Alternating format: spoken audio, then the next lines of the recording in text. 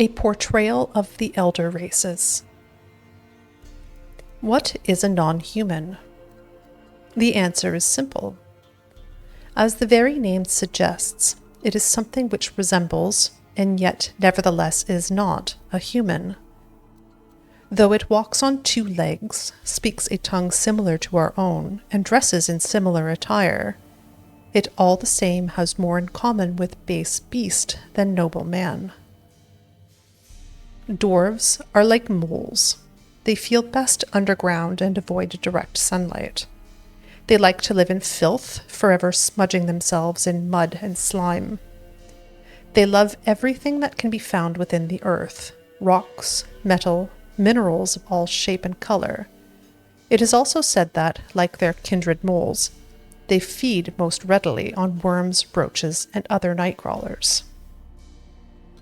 Halflings, for their part, are more reminiscent of gophers. Fat, lazy, and loud in that typical rodent way, their minds are filled only with thoughts of food and drink, which they steal from other nobler beasts and greedily squirrel away in their hovels. They are marked by a cruel craftiness. You could be dying of hunger, and they would not share a meal with you.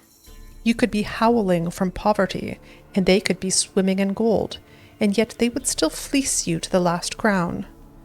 You could do nothing but good to them, and they would still stab a knife in your back. Elves, in turn, seem related to the birds of prey that dwell in far-off Zerrikania. They care most for colored feathers. They would most readily spend all day staring at their reflections in the water and singing their own praises. They are so awash in self-love that they no longer feel any desire towards members of the opposite sex of their own species.